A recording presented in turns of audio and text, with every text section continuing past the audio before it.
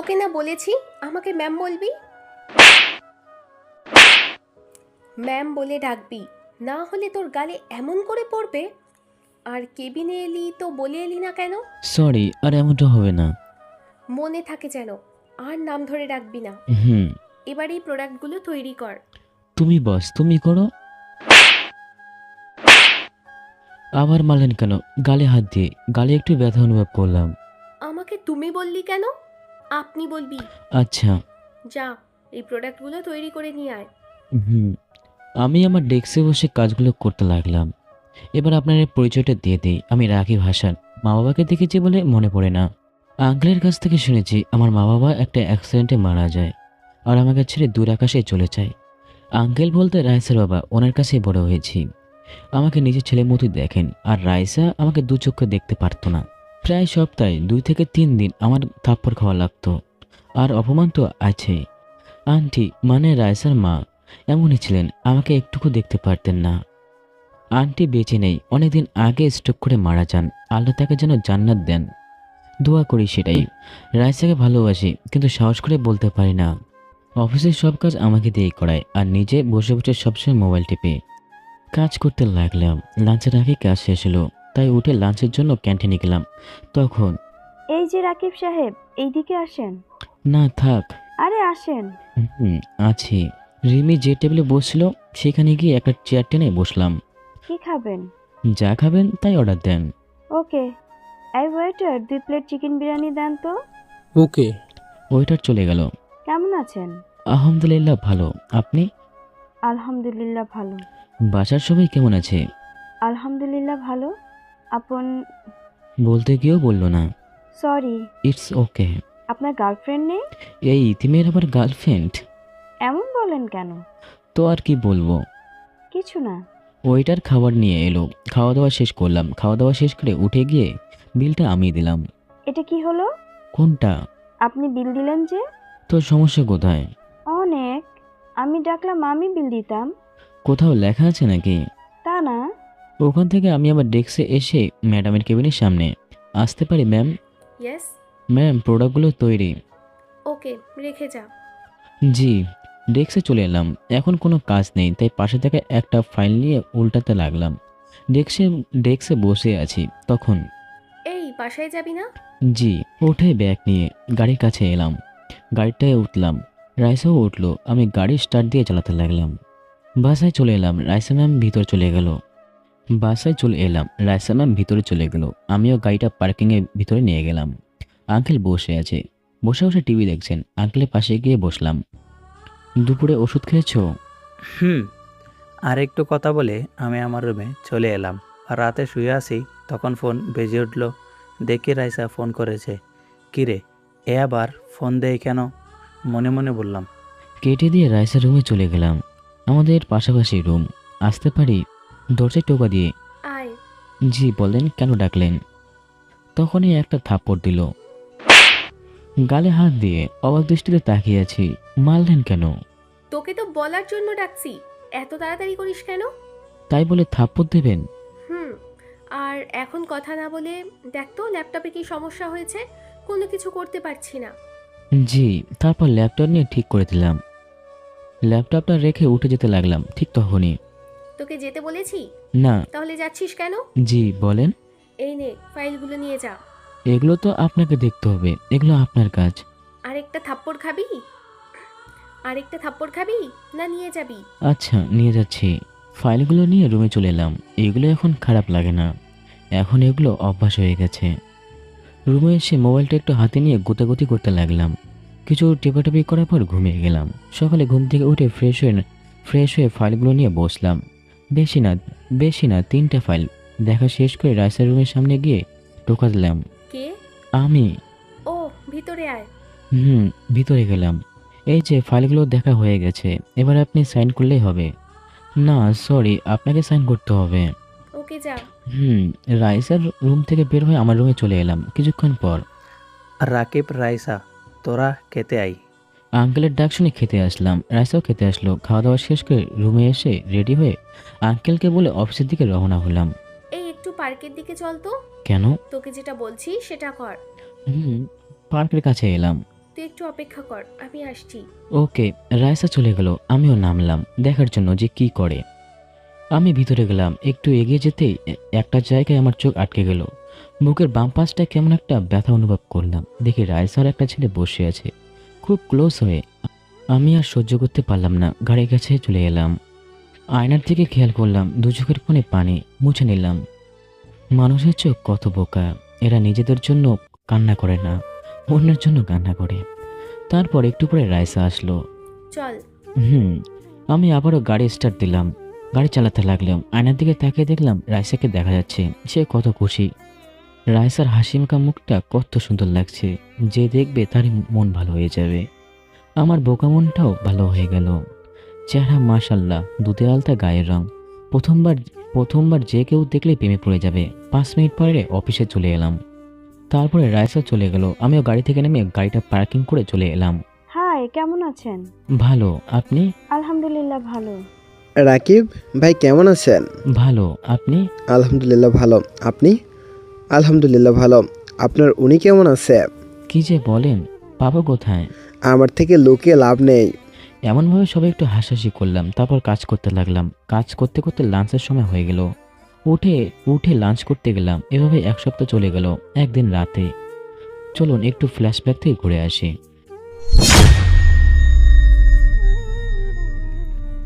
তোমাদের একটা কথা বলার ছিল। কি? রাকিবের 22 বছর হয়ে গেছে আর তোমার 21 হয়ে গেছে। তো আমি চাই সামনের 2 তারিখে তোমাদের বিয়ে দিতে। আমি তো আঙ্কেলের কথা শুনে আকাশ থেকে পড়লাম। আঙ্কেল বলে কি? আব্বু, তুমি কি পাগল হয়েছো? আমি ঠিক আছি, আর আমি যেটা বললাম সেটাই হবে। আমি কখনোই এতিম ভিখারিকে বিয়ে করতে পারবো না। আমি তোকে 2 চোখেই দেখতে পারি না। আবার একে বিয়ে করব ভাবলে কি করে? আমি অন্য একজনকে ভালোবাসি। যেমন মা ছিল ঠিক মেয়ে হয়েছে। আগামীকালকে তোদের বিয়ে হবে। রাইসা আর কোনো কথা না বলে কাঁদতে কাঁদতে চলে গেল। আঙ্কেল, আপনি রাইসাকে মারলেন কেন? তুই চুপ থাক, অনেকবার বেড়েছে। এটা কিন্তু ঠিক হয়নি। আমি রাইসাকে বিয়ে করতে পারবো না। না করলে আমার মরা মুখ দেখবি। কি বলছেন? হুম, আমি করব, কিন্তু রাইসাকে রাজি হবে? সেটা আমি দেখব। রুমে চলে এলাম। আমি যদিও বা রাইসাকে ভালোবাসি, কিন্তু সে তো বাসে না। ও তো আবিরকে ভালোবাসে। জানি না কি হবে, এমনি তো আমাকে দেখতে পারে না। পরের দিন সকালে বসে আছি, তখনই রাইসা আসলো। রাইসা এসে ঠাস ঠাস করে আমার কোলে থাপ্পড় মারলো। আমি অবাক নয়নে তাকিয়ে আছি। আমি বুঝতে পারলাম না মারলো কেন। মারলেন কেন? আমি কখনো এই এতিম ভিখারিকে বিয়ে করতে পারবো না। আমি তো একে 2 চোখে দেখতে পারি না। আবার একে বিয়ে করব ভাবলে কি করে? আমি অন্য একজনকে ভালোবাসি। তুই ভাবলি কি করে যে আমি তোর মতো এতিম ভিখারিকে বিয়ে করব? আমি কি করলাম? সব তো আঙ্কেল করলো। আমি জানি না কেমন করে আব্বু, আমি জানি না কেমন করে তুই আব্বুকে বারণ করবি আর এই বিয়ে আটকাবি। আমার কিছু করার নেই, আঙ্কেল বলে দিয়েছে যদি বিয়ে না করি তাহলে আঙ্কেল মরে যাবে। রাইসা কিছু বলল না, চলে গেল। আমি বিছনায় বসে বসে ভাবতে লাগলাম, জানি সামনে আমার জন্য কেউ অপেক্ষা করছে। কোথায় যাওয়া হচ্ছে? অফিসে। যাচ্ছিস যা, দুপুরের সময় বাড়ি চলে আসবি। কেন? আমি বললাম তাই। আর যদি না আসিস তাহলে তোর জন্য এ বাড়ির। ওকে। আমি উপর থেকে দাঁড়িয়ে দাঁড়িয়ে দেখছিলাম। আর যদি না আসিস তাহলে তোর জন্য এই বাসার দরজা বন্ধ। রাকিব শোন।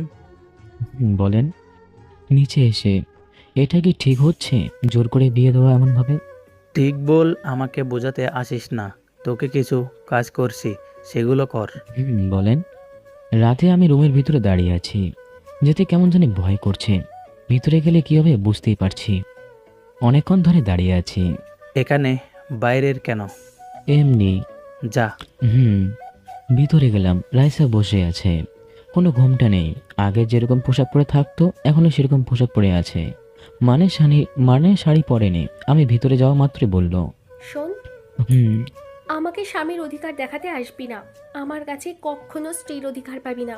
আব্বু যতদিন বেঁচে থাকবে ততদিনই শুধু অভিনয় করে যাবি। আব্বু মারা গেলে তুই তোর রাস্তায়, আমি আমার রাস্তায়। আমি জানি এমনটা হবে, তাই খারাপ লাগলো না। তবে চেষ্টা করব ওর মনে আমার জন্য ভালোবাসার সৃষ্টি করার। মনে থাকে যেন, যদি আব্বু জানতে পারে তাহলে তোর যে কি করব আমি নিজেও জানি না। না জানলেই ভালো। আর তুই এই দিক দিয়ে আসছিস কেন? ঘুমাবো তাই। তোর তো সাহস কম না, তুই আমার সাথে ঘুমাবি? তুই সোফায় গিয়ে ঘুমা। ওকে আঙ্কেল জানবেন না। ঘুমাবো তাই। আমার রুমে আমি কোনো সোফায় গিয়ে ঘুমাবো, তুমি যাও। আমার কথা শুনে রেগে মেগে আমার কাছে এসে ঠাস ঠাস করে থাপ্পড় মারলো। এতিম ভিখারি, তুই মনে হয় ভুলে যাচ্ছিস এটা আমার বাসা। চুপ হয়ে গেলাম, চোখ দিয়ে কখন যে অজান্তে পানি পড়ে গেল বুঝতেই পারলাম না। ন্যাকামি বাদ দিয়ে সোফায় গিয়ে ঘুমিয়ে পড়। রাতে আবার ঘুমিয়ে থাকা অবস্থায় কিছু করিস না। তোদের মতো ছেলেদের আবার বিশ্বাস নেই। এতটুকু ভরসা রাখতে পারেন, আপনার কোনো ক্ষতি করব না। একটা বালিশ আর একটা কম্বল দিন, তাহলেই হবে। এই নে। কম্বল আর বালিশ নিয়ে সোফায় চলে এলাম, তারপর শুয়ে গেলাম। কষ্ট তো হচ্ছে অনেক, সোফার মধ্যে কোনোদিন ঘুমায়নি তাই। চোখ দিয়ে পানি বের হচ্ছে। মা বাবা যদি বেঁচে থাকতো তাহলে হয়তো এমনটা হতো না। অনেক কষ্টে ঘুম আসলো। সকালে পানির জন্য ঘুমটা ভেঙে গেল। চোখ খুলে দেখি রায়সা বালতি হাতে দাঁড়িয়ে আছে।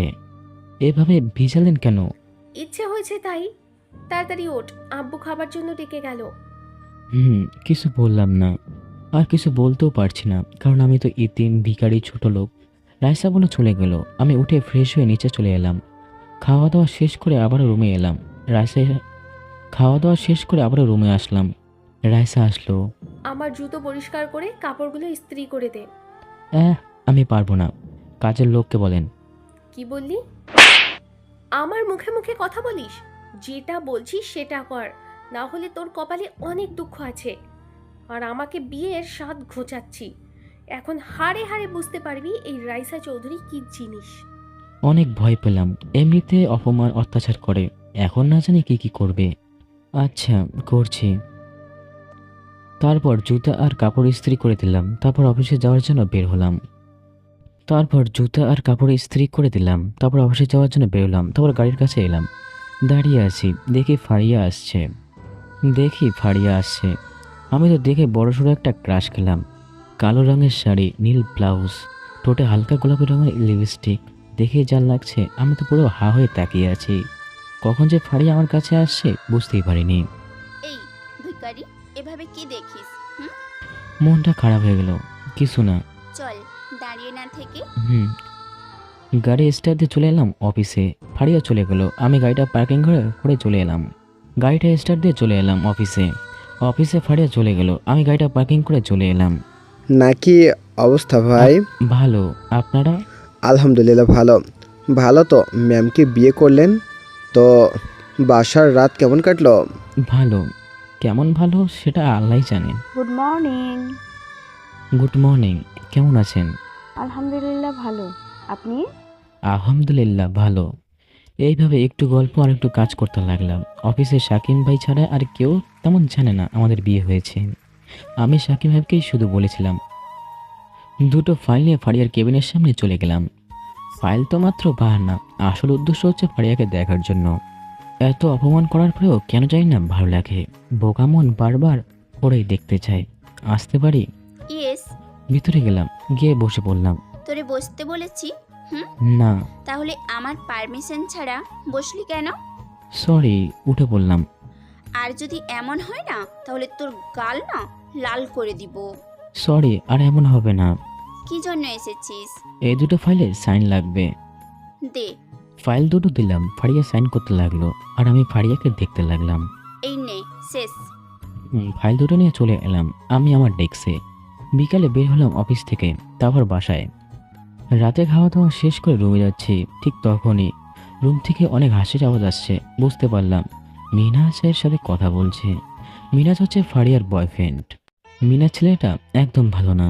রুমের ভিতরে গেলাম, ফারিয়া হেসে হেসে কথা বলছে। আমি শুধু তাকিয়ে দেখলাম। মনটা খারাপ হয়ে গেল। এখন কত খুশি, সবার সাথে হেসে হেসে কথা বলে, শুধু আমার সাথে রেখে কথা বলে। আমার সাথে যদি একটু হেসে কথা বলতো তাহলে কত না খুশি হতাম। এটা কখনো হবে না জানি। তারপরে ঘুমিয়ে গেলাম সোফায়। সকালে ঘুম ভেঙে গেল। ঘুম থেকে উঠে ফ্রেশ হয়ে ছাদে গেলাম। কিছুক্ষণ থেকে নিচে চলে গেলাম। দরজা খুলে যে ঢুকতে যাব তখনই ফারিয়ার উপরে পড়ে গেলাম। ফারিয়ার ঠোঁটের সাথে আমার ঠোঁটটা লেগে গেল। ফাড়িয়া আমাকে ধাক্কা দিয়ে সরে দিল। তারপর উঠে আমাকে ঠাস ঠাস করে দুটো থাপ্পড় মারলো। থাপ্পড় দুটো এত জোরে মেরেছে যে চোখ দিয়ে আমার পানি বের হয়ে গেল। কুত্তার বাচ্চা, তোর তো সাহস কম না? তুই আমার ওপর পড়লি? আমি কি ইচ্ছে করে পড়েছি নাকি? আমি তো রুমে যাচ্ছিলাম। নিজের ইচ্ছায় পড়লি, আবার বলছিস আমি ইচ্ছে করে পড়েছি নাকি? সর আমার সামনে থেকে। ধাক্কা দেওয়ার ফলে আমার মাথাটা দেওয়ালে গিয়ে লাগলো, আর কপালটা একটু কেটে গিয়ে রক্ত বেরোতে লাগলো। অনেকটা ব্যথা করছে। আর দেরি না করে ব্যান্ডেজ করে নিলাম। আমার রুমে ফার্স্ট এড বক্স আছে। চুপ করে রুমে বসে আছি, তখনই খাবার জন্য ডাক পড়লো। আমি নিচে গেলাম। আঙ্কেল আমাকে দেখে বলল, আর রাকিব, তোর মাথায় কি হয়েছে? ব্যান্ডেজ কেন? বাথরুমে পড়ে গিয়েছিলাম। ফাড়িয়ার দিকে তাকিয়ে দেখি, দেখে শুনে চলতে পারিস না? বেশি কাটেনি তো? না বেশি কাটে নাই। ওষুধ খেয়েছিস? না, খাওয়া দাওয়া করে খাবো। তাড়াতাড়ি খেয়ে নে। এদের আদিক্ষতা দেখে বাঁচি না। খাওয়া দাওয়া শেষ করে তারপর একটা ব্যথার ট্যাবলেট খেয়ে নিলাম। ফাড়িয়া আসলো। রুম থেকে বের হ, আমি চেঞ্জ করব। আমি তোমার স্বামী, থাকলে সমস্যা কি? বিড়বিড় করে কি বলছিস? কিছু না। বের হ বলছি। রুম থেকে বের হলাম, একটু পরে রুমে আসলাম। রুম থেকে বের হলাম, একটু পরে রুমে আসলাম। ফাড়িয়া রেডি হওয়া শেষ। তাড়াতাড়ি আয়। আজ আমি যাব না, আপনি যান। কেন? ভালো লাগছে না। ওকে। ফাড়িয়া চলে গেল। আমি বিছনায় শুয়ে পড়লাম। শুয়ে শুয়ে ভাবছি, আল্লাহ কেন আমাকে ইতিম বানালো? আমি তো শুধু একটা ব্যবহারের পাত্র হয়ে গেছি। জীবনে শুধু অপমান লাঞ্ছনা ছাড়া কিছুই পেলাম না। জড়িয়ে ধরে কাঁদার মতো কেউ নেই। একটা বন্ধু ছিল, কিন্তু সেও চাকরির জন্য অন্য শহরে চলে গিয়েছে। চোখ দিয়ে পানি গড়িয়ে পড়ছে। বুঝে এলাম, কিছুক্ষণ পরে ঘুমিয়ে গেলাম। বিকালে চুপচাপ করে ছাদের দোলনায় বসে আছি। ঠিক তখনই ছাদে কেউ আসলো। দেখলাম ফাড়িয়া, তাই দোলনা থেকে উঠে গেলাম। জানি আরেকটু বসে থাকলে অপমান করবে, তাই উঠে ছাদের এক কোণে গিয়ে দাঁড়ালাম। সন্ধ্যা হয়ে এলো, তাই সূর্যের দিকে তাকিয়ে থাকলাম। সূর্য এখন ডুবে যাচ্ছে। আমার এই দৃশ্যটা দেখতে খুব ভালো লাগে। বিশেষ করে লাল আভাটা। মাগরিবের আওয়াজ হয়ে গেল, তাই অজু করে নামাজ পড়ে নিলাম। নামাজ পড়তে এসে ফাড়িয়া বিছনায় বসে আছে। আমি শার্ট চেঞ্জ করে শার্টটা পরলাম। আর কিছু টাকা নিলাম। উদ্দেশ্য একটু শহরটা ঘুরে দেখব। অনেক দিন ধরে শহরটা দেখি না, তাই আর কি। কোথায় যাবি? একটু বাইরে। যা যা, তাও একটু শান্তিতে থাকতে পারবো। কথাটা এবার কলেজায় তীরের মতো গিয়ে লাগলো। আমি এতটা ওর বিরক্তির কারণ। রুম থেকে বের হয়ে বাইরে চলে আসলাম। বাসার বাইরে এসে এদিক ওদিক ঘুরতে লাগলাম। একটা রেস্টুরেন্টে গিয়ে চোখ আটকে গেল। দেখি মিনাজ আর একটা মেয়ে বসে আছে, আর দুজনকে খাইয়ে দিচ্ছে। আমি গিয়ে এক কোণে বসে পড়লাম, আর একটা ওদের পিক তুলবো ভাবছি, কিন্তু পকেট থেকে হাত দিয়ে দেখি ফোন তো আনি নাই। যদিও এগুলো ফাড়িয়াকে বলি, তাও বিশ্বাস করবে না। বরং আমি ওর আবার চোখের সামনে খারাপ হয়ে যাব। সাথে আর একটা থাপ্পড়ও খেতে পারি, আরও অনেক কিছু। আমি হালকা কিছু খেয়ে বের হয়ে আসলাম, আর কিছুক্ষণ ঘোরাঘুরি করে বাসায় ফিরলাম। এখন মনটা একটু হালকা লাগছে। রুমে এলাম, ফাড়িয়া বসে আছে। আমি ওর কাছে গিয়ে বললাম, এই নিন আপনার জন্য। কিছু চকলেট আর একটা গোলাপ ফুল এগিয়ে দিয়ে বললাম। তারপর ফাড়িয়া আমার দিকে তাকালো, আমার কাছ থেকে নিল, আর আমি তো অনেক খুশি। কিন্তু আমার খুশিটা বেশিক্ষণ থাকলো না। আমার মুখের উপর ছুঁড়ে মারলো। তোকে এগুলো আনার জন্য বলেছি। আর এত ভালোবাসা দেখাতে আসিস না, হ্যাঁ? তোর এই সামান্য জিনিস আমাকে পটাবি ভাবছিস? শুনে রাখ, আমি কোনো দিন তোর মতো এতিম ভিখারিকে ভালোবাসবো না। যা ভাগ এখান থেকে। চোখ দিয়ে পানি বেরোতে লাগলো। সোফায় চলে এসে শুয়ে পড়লাম। চোখ দিয়ে পানি বেরোচ্ছে। এক মাস পর রাতে শুয়েছি। হঠাৎ করে ঘুমটা ভেঙে গেল। কারো কথা বলার আওয়াজ আসছে। ঘড়ির দিকে তাকিয়ে দেখলাম রাত 3টে বাজে। ফাড়িয়ার দিকে তাকিয়ে দেখি শুয়ে আছে। তাহলে কথা কে বলছে? সোফা থেকে উঠলাম, দেখি ঘুমের মধ্যে ফাড়িয়া বিড়বিড় করছে। ওর কাছে গেলাম। এই ফাড়িয়া, এই। কোনো রেসপন্স নেই। কি হলো, কথা বলো। কোনো কিছু বলছে না। তারপর ওর শরীরে হাত দিলাম, কাঁপা কাঁপা হাতে। শরীরে হাত দিতেই আটকে গেলাম। সারা শরীর জ্বরে পড়ে যাচ্ছে। তাড়াতাড়ি করে বালতিতে পানি নিয়ে আসলাম। তারপর একটা তোয়ালে ভিজিয়ে ওর মাথা দিলাম। একটু বার ফাড়িয়ে চোখ খুললো। কেমন লাগছে? শরীরটা ব্যথা করছে। কথা বলছে, কিন্তু ভালোভাবে বলতে পারছে না। ওর রুমে ওষুধ ছিল। ওষুধগুলো নিয়ে বললাম, এই নিন, আপনি পানি আর এই ওষুধগুলো খেয়ে নিন। একটু পরে জ্বর কমে যাবে। খেতে ইচ্ছে করছে না? ইচ্ছে না করলেও খেতে হবে, খেলে তো সুস্থ হবে, তাই না? না, ইচ্ছে করছে না। আরে খেয়ে নিন। হুম। ফারিয়া বিছনা থেকে উঠতে লাগলো, কিন্তু ভালোভাবে উঠতে পারছে না। আমিও ধরছি না, যদি পরে অপমান করে তাই। ফারিয়া আমার দিকে তাকালো। এভাবে তাকাতে, এভাবে দেখেন কেন? একটু উঠতে সাহায্য করো। হুম, উঠতে সাহায্য করলাম, তারপর ওষুধ খাইয়ে দিলাম, আবারও শুয়ে গেল। আর ফারিয়ার মাথায় তোয়ালে দিয়ে ভিজে দিতে লাগলাম। কিছুক্ষণ পর ফারিয়া ঘুমিয়ে গেল, আর আমারও ঘুম চলে এলো। দেখতে দেখতে সকাল হয়ে গেল। সকালে আঙ্কেল ডাক্তারকে ডাক দিল। ডাক্তার এলো, ফারিয়াকে দেখে ডাক্তার কিছু ওষুধ লিখে দিল। ডাক্তার পরিচিত, আঙ্কেলের বন্ধু হয়। ফারিয়া আমার দিকে তাকিয়ে আছে, হয়তো কিছু বলতে যাচ্ছে। আঙ্কেল, আমি অফিসে যাচ্ছি, আপনি থাকেন। আচ্ছা যা। খাওয়া দাওয়া শেষ করে আবারও আমার রুমে আসলাম। এই শোনো। অবাক হয়ে ফারিয়ার দিকে তাকালাম। সরি। It's okay. কোথায় যাও? অফিসে যাব। ওহ। রেডি হয়ে অফিসে চলে এলাম। কেমন জানি মনের মধ্যে খুশি খুশি লাগছে। আজ প্রথমবার ফারিয়া আমাকে তুমি করে বলেছে, তাই। কিন্তু হঠাৎ এত পরিবর্তন হলো কেমনে কে জানি। অফিসে চলে এলাম, রাতে বাসায় ফিরলাম। অফিস থেকে আসতে এত দেরি কেন? অফিস শেষে একটা জায়গায় গিয়েছিলাম। ও আচ্ছা, রুমে গিয়ে বিশ্রাম নে। রুমে আসলাম। ফারিয়া বিছনায় হেলান দিয়ে বসে আছে আর কথা বলছে। বুঝলাম এটা মিনহাজ। মনটা খারাপ হয়ে গেল। পোশাকটা চেঞ্জ করে নিলাম ওয়াশরুমে গিয়ে। এসে দেখি ফারিয়ার কথা বলা শেষ। আজ এত দেরি যে? এমনি। ও। এখন কেমন লাগছে? ভালো। ভালো থাকলে ভালো। রুম থেকে বের হয়ে যাব তখনই। কোথায় যাও? ছাদে। কেন? এমনি। আর কিছু না বলে বাইরে চলে এলাম। ছাদে এসে এক কোণে দাঁড়িয়ে আছি আর ভাবছি, আর না, অনেক হয়েছে, এভাবে তো আর চলতে পারে না। ফারিয়াকে মুক্তি দিয়ে দিব। তাতে আঙ্কেল যাই বলুক বলুক, এটা ঠিক হবে না। আঙ্কেলকে ছোট থেকে আমাকে বড় করেছে, ওনাকে কষ্ট দেওয়াটা কি ঠিক হবে? না, এগুলি ভাবছি তখনই চোখ দিয়ে পানি গড়িয়ে পড়ছে। বুঝতে পারলাম না। তারপর কিছুক্ষণ থেকে নিচে চলে এলাম। দুদিন পর অফিসে। ফারিয়া আর আমি অফিসে বসে আছি, তখনই কেউ দরজায় নক দিল। কাম। দেখি মিনাজ এসেছে। মনটা খারাপ হয়ে গেল। এসে ফারিয়াকে জড়িয়ে দিল। এমনটা দেখে মাথাটা গরম হয়ে গেল। উঠে মিনাজের শার্টের কলারটা চেপে ধরে বললাম। ঠিক তখনই আমার গালে ঠাস ঠাস করে দুটো থাপ্পড় পড়ল। আমি অবাক হয়ে তাকালাম। কুত্তার বাচ্চা, ভিখারির বাচ্চা, তোর সাহস কি করে হয় মিনহাজের কলার ধরার? হ্যাঁ, এই 2 দিন তোর সাথে একটু ভালো ব্যবহার করেছি, তাই বলে তোর সাহস বেড়ে গেছে, তাই না? আমার গালে দুটো থাপ্পড় বসিয়ে দিল।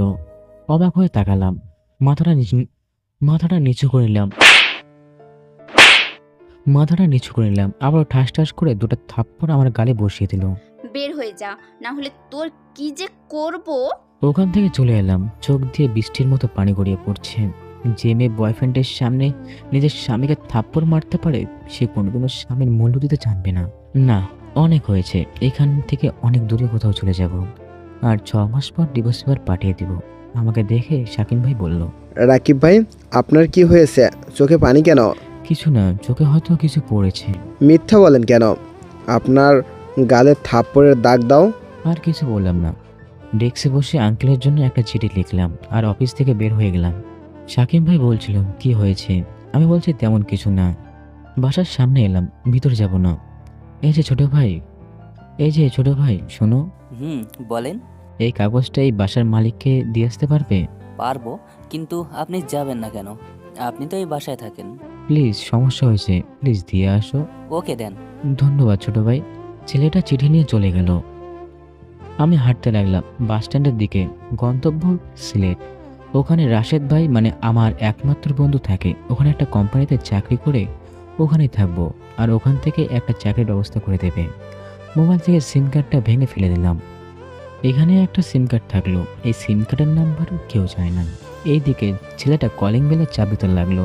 কয়েকবার কলিং বেল দেওয়ার পর একটা কাজের লোক এসে দরজাটা খুলে দিল। বলেন। এই যে একটা চিঠি। কিসের? আর কে দিল? এই বাসায় একটা ভাইয়া থাকে না, উনি দিয়েছেন আর বলেছেন আমি যেন চিঠিটা এই বাসার মালিকের কাছে পৌঁছে দিই। আচ্ছা আমি যাই, আমার কাজ আছে। ছেলেটা চিঠি দিয়ে চলে গেল। কাজের লোক চিঠিটা নিয়ে আঙ্কেলের রুমে গেল। স্যার, আপনার একটা চিঠি আসছে। আমার কাছে সিটি কে দিল? একটা ছেলে এসে দিয়ে গেল। কিন্তু কে দিয়েছে সেটা বলে নাই। না বলেছে স্যার। ছেলেটা বলল এটা রাকিব স্যার দিয়েছে। রাকিব কেন আমার কাছে চিঠি পাঠাবে? ওরা বা কোথায়? জানি না স্যার। আচ্ছা দাও দেখি। আঙ্কেল চিঠিটা খুললো, তারপর খুলে পড়তে লাগলো। কি লেখা আছে আপনারা পড়বেন না? চলেন আমরাও পড়ি। আঙ্কেল, প্রথমে ক্ষমা চাচ্ছি। আশা করি নিজের ছেলের মতো ভেবে ক্ষমা করে দেবেন। জানি অনেকটা কষ্ট হবে, তারপরেও আপনাকে ছেড়ে যেতে হচ্ছে। যাইতাম না, কিন্তু নিয়তি আমাকে যাইতে বাধ্য করছে। আপনার কাছে বিনীত অনুরোধ করছি, ফারিয়াকে কিছু বলবেন না, ওকে বকা দেবেন না, ওকে মারবেন না। যদি মারেন তাহলে আমি অনেক কষ্ট পাবো। প্লিজ আমার এই ছোট্ট চাওয়াটুকু রাখবেন, কারণ ফারিয়াকে অনেক ভালোবাসি আমি। আমি সহ্য করতে পারছিলাম না ফারিয়া আমাকে অবহেলা অপমান করে, তাই ছেড়ে আসতে হলো আপনাদের। আমি বারণ করেছিলাম যে ফারিয়াকে আমার সাথে বিয়ে না দিতে, কিন্তু আপনি কসম দিয়ে বাধ্য করেছিলেন বিয়ে করতে। আগের থেকে জানতাম ফারিয়া আমাকে কখনো স্বামী হিসেবে মেনে নেবে না। এটা জেনেও শুধু আপনার দিকে তাকিয়ে রাজি হয়েছিলাম। আমি 6 মাস পরে ডিভোর্স পেপার পাঠিয়ে দেব, সাইন করে দিতে বলবেন। তারপরে ফারিয়া যাকে ভালোবাসে আপনি তার কাছে বিয়ে দিয়ে দেবেন। অনেক কিছুই বলার ছিল, কিন্তু এখানে লিখতে পারছি না। প্লিজ ফারিয়াকে কিছু বলবেন না। বাবা মাকে দেখিনি, শুধু আপনার মুখে শুনেছি অ্যাক্সিডেন্টে বাবা মা মারা গিয়েছে। আপনাকে বাবার মতো দেখে আসছি, আপনাকে অনেক ভালোবাসি। ইচ্ছে করছিল না আপনাকে ছেড়ে আসতে, কিন্তু আসতে হলো। আমাকে ক্ষমা করে দেবেন। চলে গেলাম এই শহর ছেড়ে, আর কখনো আসবো কিনা জানি না, আর আপনার সাথে দেখা হবে কিনা জানি না, কিন্তু আপনাদেরকে অনেক মনে পড়বে। ইতি, রাকিব। আঙ্কেলের চোখ দিয়ে পানি গড়িয়ে পড়তে লাগলো, আর অনেক রেগে গেল ফারিয়ার উপর। আমি এখন বাসে বসে আছি, আর আঙ্কেল আমাকে ফোন দিতে লাগলো, কিন্তু ফোন বন্ধ বলছে। এইভাবে অনেকক্ষণ ধরে দিতে লাগলো, কিন্তু বারবারই বন্ধ বলছে। বিকালে ফারিয়া বাসায় আসলো। ডাইনিং রুমে আঙ্কেল রাগী ভাব নিয়ে বসে আছে। ফারিয়া বাসার ভিতরে আসতেই ফারিয়া শোনো। ফারিয়া একটু অবাক হয়ে গেল এভাবে ডাকতে, আর একটু ভয়ও পেয়ে গেল। আব্বু এভাবে ডাকলো কেন? আর রেগে আছে কেন? এই এতিম ভিখারির বাচ্চা আবার বলে দেয়নি তো? ফারিয়া গুটি গুটি পায়ে আঙ্কেলের কাছে গেল। ফারিয়া শোনো, রাকিব কোথায়? কেন, বাসায় নেই? বাসায় থাকলে কি তোকে জিজ্ঞেস করতাম? তাহলে জানি না কোথায় গেছে। এই নে, এটা পর। চিঠিটা এগিয়ে দিয়ে বললাম। ফারিয়া চিঠিটা পড়ল। পড়া শেষে মনে মনে একটু খুশি হলো, কিন্তু আঙ্কেলের সামনে অভিনয় করলো, কান্না করে দিল। কান্না করছিস কেন? তোকে একটা সত্যি কথা বলি, শোন। কি? তুই যে টাকা সম্পত্তি নিয়ে অহংকার করিস না, তুই কখনো চিন্তা করিস না এই সম্পত্তি কোনো দিন পাবি না, কারণ এগুলো সব রাকিবের বাবার টাকা সম্পত্তি। মানে তাহলে এগুলো কার? কার? তাহলে শোন। আমি রাকিবের বাবার কোম্পানির বাবার একজন ম্যানেজার ছিলাম, এবং একজন ভালো বন্ধুও। তোদের বিয়ে ছোটোবেলা থেকে ঠিক করা ছিল, তাই তোদের বিয়ে দিয়েছি। রাকিবের বাবা আর মা গাড়ি অ্যাক্সিডেন্টে মারা যায়। রাকিবের বাবা হাসপাতালের বেডে শুয়ে আমার হাত ধরে বলেছিল, দোস্ত, আমি আর মনে হয় আর বেশিক্ষণ এই পৃথিবীতে থাকবো না। আমার একটাই ইচ্ছা, পূরণ করবি? বল, তোর সব ইচ্ছা পূরণ করব। তোর মেয়ের সাথে আমার ছেলের বিয়ে দিবি, আর এই টাকা পয়সা থাকলো না সব কিছু বিয়ের পর বলবি এবং দিবি। কেন? তোরে যেটা বলছি সেটা করবি। আর একটা কথা, আমার ছেলেকে কখনো কষ্ট দিস না, না হলে অনেক কষ্ট পাবো। কখনো কষ্ট পেতে দিব না। আমাকে আল্লাহ কখনো ক্ষমা করবে কি না জানি না। রাকিবকে কখনো সুখী রাখতে পারি নাই। রাকিবকে নিয়ে আসার পর শুধু কষ্ট পেয়েছে। তার মা যতদিন বেঁচে ছিল ততদিন তোর মা কষ্ট দিয়েছে, আর তোর মা মরে যাওয়ার পর তুই কষ্ট দিলি ছেলেটাকে। রাকিব বলেছে, তাই তোকে কিছু বললাম না, না হলে তোর কি করতাম নিজেও জানি না। আর একটা কথা, যতদিন না রাকিবকে খুঁজে বের করতে পারবি ততদিন আমাকে আব্বু বলে ডাকবি না। আমিও বলে যাব তুই আমার মেয়ে। এখন যেতে পারিস। আঙ্কেল চোখ মুছে তারপর ওনার রুমে চলে গেল। এবার সত্যি সত্যি ফারিয়া কাঁদতে লাগলো। এইদিকে বাসে বসে আছি। পাশের সিটে একজন মেয়ে বসেছিল, দেখতে মাশাআল্লাহ মনে হচ্ছে আসমান থেকে নেমে আসা কোনো এক হুড়পড়ি। মেয়েটা বলল, মন খারাপ মনে হচ্ছে, জানতে পারি কেন? মেয়েটার দিকে তাকালাম, তারপর চুপ থাকলাম। বলতে ইচ্ছে না হলে বলিয়েন না। তেমন কিছু না, আব্বু আম্মুর কথা মনে পড়ছে অনেক। ও, আপনি কি বাসা থেকে চলে আসছেন? চোখ দিয়ে পানি বেরোতে লাগলো। কি হলো, কাঁদছেন কেন? আব্বু আম্মুকে কখনো দেখিনি, আব্বু আম্মুকে কখনো দেখিনি। সরি। ওকে, একটু পরে। আপনার নাম কি? জি, রাকিব। আপনার? মাইশা। কোথায় যাবেন? সিলেট। আপনি? আমিও। আমি এখানে আমার ফুপির বাসায় এসেছিলাম। আচ্ছা, আপনি কি করেন? লেখাপড়া না জব? জব করতাম, একটু সমস্যার জন্য ছেড়ে দিয়েছি। ও, আমি আমাদের অফিস দেখাশোনা করি। এইভাবে মায়ের সাথে কথা বলতে বলতে সিলেটে চলে এলাম। মায়ের সাথে কথা বলতে বলতে একটু ভালো লাগলো। মায়েশা অনেক ফ্রি স্বভাবের মেয়ে, সহজে সবার সঙ্গে মিশতে পারে। নামলাম, মায়েশাও নামলো। এখন কোথায় যাবেন? আমার একটা বন্ধুর কাছে। ও, তখন একটা গাড়ি এলো। আল্লাহ হাফেজ। আবার দেখা হবে কিনা জানি না। আপনার সাথে কথা বলে ভালো লাগলো। আমরাও। আল্লাহ হাফিজ। মায়েশা চলে গেল। রাশেদকে ফোন দিলাম, দুবার রিং হওয়ার পর রিসিভ করলো। কোথায় তুই?